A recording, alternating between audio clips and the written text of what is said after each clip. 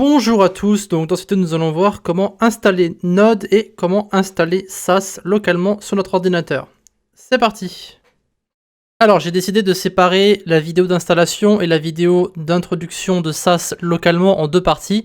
Ça veut dire que cette vidéo sera uniquement pour l'installation de Node, l'installation de Node SAS et l'initialisation d'un projet avec Node. D'accord? Donc premièrement, je vais vous expliquer très rapidement ce que Node est.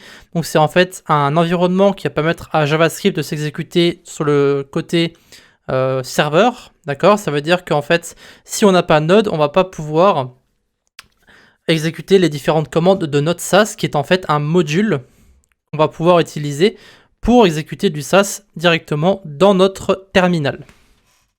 Donc, premièrement, ce que vous avez à faire, c'est vous rendre directement sur le site de Node, d'accord? Donc, nodejs.org/fr, si vous voulez le mettre en français. Et ensuite, on va ici télécharger la version la plus LTS, d'accord? Donc, c'est la long term support.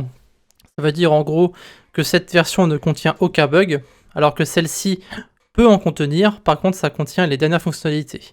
Donc, en général, ce qu'on fait, c'est qu'on regarde la version LTS, ou alors vous pouvez prendre une version antérieure si vous le désirez, d'accord? Donc si vous voulez, vous pouvez prendre la version 10. Personnellement, je dis que la version 10 c'est la plus stable, à mon avis, même si la version 12 est censée être la plus stable actuellement. Personnellement, je prends en général la version 10, c'est-à-dire la version que moi je possède, mais vous pouvez très bien prendre la version LTS actuelle. Logiquement, ça ne devrait pas poser de problème avec Node SAS, d'accord? Donc on va essayer de cliquer dessus. Vous avez ici un .msi, d'accord? Donc c'est un simple logiciel que vous allez devoir installer. Alors puisque moi je l'ai déjà installé, je vais ici le désinstaller et le réinstaller et vous montrer comment ça fonctionne. Alors rapidement, pour ceux qui voudraient installer la version 10, d'accord, on va directement aller sur le planning LTS ici. On va ensuite descendre, aller sur la version 10. Ici, vous allez arriver sur un petit fichier qui ressemble à ça. Vous pouvez aussi accéder à ce fichier-là en allant directement dans ici, téléchargement. Et si vous descendez un petit peu, vous avez ici version précédente. D'accord? Ça va vous remettre ici sur toutes les versions qu'il y a dans le passé. Et donc ici, vous pouvez prendre par exemple la version 10.17 que moi je vais prendre. Donc on appuie sur téléchargement. Ensuite, on va être dirigé sur la note 10.17. Après, vous prenez ce que vous voulez. Ici, moi je vais prendre la 10.17x64.msi. Je vais le sauvegarder et ensuite je vais directement l'ouvrir. Voilà, donc ici l'installation est lancée, on fait Next, on accepte, Next, Next, Next, installer, on accepte, et voilà, l'installation est terminée. Vous pouvez voir que c'est vraiment pas très compliqué, il n'y a absolument rien à cocher. Tout ce que vous avez à faire, c'est attendre que l'installation se termine, et ensuite on va directement sélectionner notre prochain dossier pour notre initialisation de Node. Donc on appuie sur Finish. Si vous avez VS Code qui est lancé, vous pouvez le fermer, d'accord? Ensuite, on va dans notre dossier. On va faire Shift, clic droit. Ici, ça va mettre Open PowerShell. Donc, vous allez pouvoir ouvrir en fait un PowerShell. Ici, vous allez taper Node-V. Vous allez voir que la version 10.17 va être donc installée. Donc, ça, c'est bon. Maintenant, vous pouvez faire un clic droit avec Open with Code. Et donc maintenant, nous allons introduire le Package Manager de Node. Alors, ça s'appelle en fait NPM, donc Node Package Manager, hein, très très simple. Et donc, ici, on va en fait installer le module qui s'appelle Node SAS. Alors, en fait, c'est simplement le fait de récupérer SAS directement sur notre ordinateur. Et donc ici, si on va sur le README, on peut voir qu'il n'y a rien évidemment. Tout ce qu'on fait ici, c'est simplement récupérer Node SAS. Vous pouvez voir que c'est quand même pas mal téléchargé chaque semaine, d'accord? Donc ici, vous allez dans VS Code. Vous pouvez rester sur votre PowerShell hein, si vous le désirez. Vous pouvez très bien faire ici PowerShell et taper vos commandes ici si vous le désirez. Mais vous pouvez aussi le faire dans notre VS Code avec CTRL-J. Et donc ici, si on tape Node-V, on a aussi la version 10.17.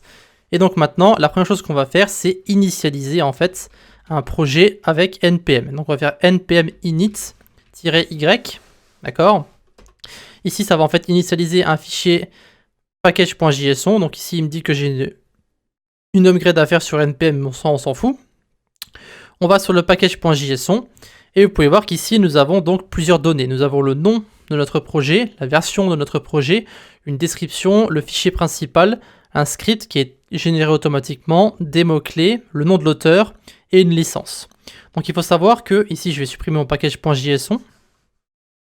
En fait, le npm init-y va en fait automatiquement répondre à toutes les questions par oui. D'accord, donc ça va faire entrer par défaut. Mais si vous tapez simplement ici npm init, il va en fait vous demander de remplir les questions par vous-même. Donc ici package name, on peut mettre par exemple notre SaaS, d'accord, version 0.1.0, description premier projet local avec SaaS. L'entry point, ça c'est le fichier principal, ça sera main.js. Test command, on va laisser. Git repository, pareil. Keywords, pareil. Auteur, on peut mettre moi par exemple. Ensuite, la licence MIT. Et après, il vous demande si c'est bon. Vous pouvez mettre ici oui. Et donc, vous allez voir que tout ce qu'on a rempli maintenant, ça va en fait être mis directement dans notre fichier package.json qui est ici. Maintenant, ce que vous pouvez faire, c'est installer justement le module. Donc, pour faire ça, on va taper npm install. Donc, à savoir que vous pouvez taper npm i. D'accord ? On va taper install. Ensuite, vous allez mettre le nom de votre module. Donc ici, dans notre cas, comme je l'ai dit juste avant, c'est Node SaaS. Donc Node SaaS. Et après, si vous voulez l'installer en tant que en dépendance développeur, ça veut dire qu'en fait, elle sera uniquement disponible sur le projet localement. D'accord ? Donc en développement. Vous mettez -d majuscule. Donc ici, ça va installer Node SaaS. Alors, il nous fait une erreur. Ah, d'accord. Alors ça, c'est parce que le package s'appelle Node SaaS. Du coup, on va mettre SaaS First. Voilà, on va l'appeler SaaS First. Ah, c'est parce qu'en fait, j'avais mis le même nom. Donc, oui, il ne veut pas installer. Donc, maintenant, c'est bon. Ça a été réglé. Du coup, c'est cool. Si quelqu'un fait l'erreur, au moins, il pourra directement la corriger. Et donc, ici, ça va extraire les différents fichiers. Ça va directement tout installer. Et vous allez voir que lorsque ça va être terminé, on va avoir deux choses qui vont apparaître. On va avoir ici une dépendance développeur. D'accord ? Donc, dev dependencies. Donc, Node SaaS. D'accord. Et ici, si on ouvre maintenant nos dossiers, vous pouvez voir qu'on a un packagelog.json qui va en fait mettre toutes les différentes dépendances dont on a besoin pour notre SaaS, d'accord. Et vous avez ici un node module qui va en fait contenir tous les dossiers que l'on va utiliser. Et vous pouvez voir que si on va dans les N, ici, nous avons notre SaaS que nous allons maintenant pouvoir utiliser et que donc nous allons pouvoir utiliser les commandes pour pouvoir directement, au lieu de passer par Koala, taper dans le terminal pour écrire notre SaaS et le convertir en CSS. Mais ça sera juste pour la prochaine vidéo. Donc ça sera tout pour l'installation de Node, l'initialisation de notre projet avec Node aussi.